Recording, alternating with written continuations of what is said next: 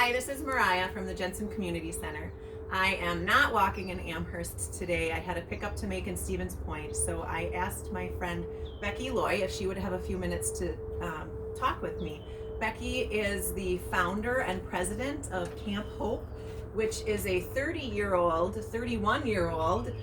camp for grieving children, teens, and adults. So Becky has a lot of experience walking with people through their grief and kind of helping them navigate. And I've read a few articles recently about how our physical distancing and this uncertainty and fear right now is very similar to grief, and or as a form of grief, really. And I wanted to just talk with Becky a little bit about if she has any ideas for people, as they're talking with their children, or ideas on just being easy on ourselves through this time. So do you have ideas, Becky?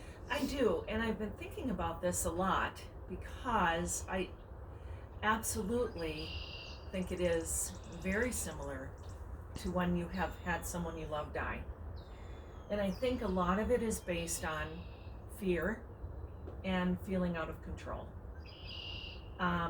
When someone that you love has died, you realize how little control you have in life in general, right? And this seems, because it is the world, it is making us feel that much more out of control and that much more fearful, that much more angry about things, that much more scared. So what I would just like anybody that's listening to this to know that once you come to a point, I think, in your life when you feel that you recognize you don't have control and that your own happiness and your own peacefulness comes from inside and not anywhere around you or what you surround yourself with. I think once you have that sense, then you become less afraid just by your very nature. Mm-hmm. You become just much lighter. And I think that's what we all need to remember right now and be easy on ourselves and easy on each other.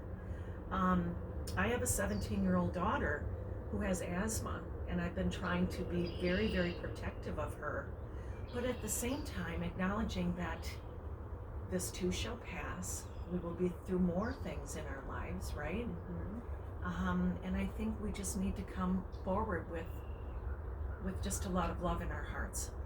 Mm-hmm. I know I've been thinking about, this whole, and reading things about kind of cocooning ourselves, and it's very reminiscent to me about the time after my husband Greg died, and how I just pulled my girls in and was, this mama bear, and just everything else out there was just noise, and this was the only thing that mattered, and everything else burned away. Yeah. And I think on a positive note, for a lot of people, the positive part of grief that came from that, that everyone is experiencing right now, without, maybe without having a loved one die, but to have that, this is what is really important.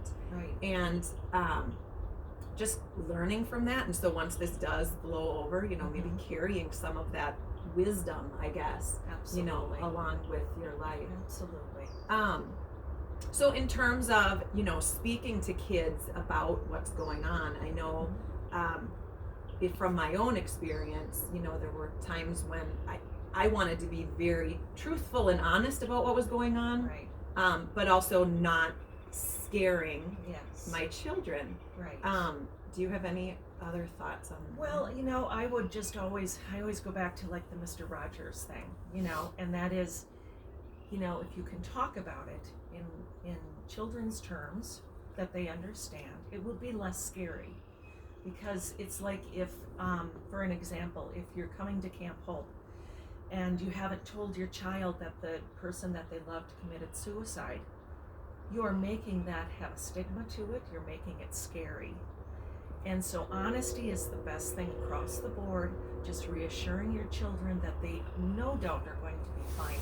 If they do catch a bug, you are going to do your very best to take care of them. Mm-hmm. And we have the best doctors and the best nurses, and you're the best mom, and you will take care of them. Right? And I think it's just the reassurance again and again.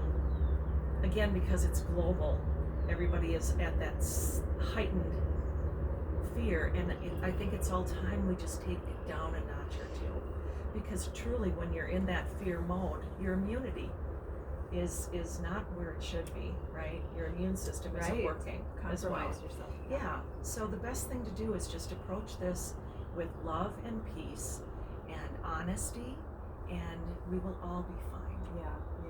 I just one of my daughters broke down last night because she's really missing a friend that she hasn't been able to connect with Sure. online. And I just, Yes.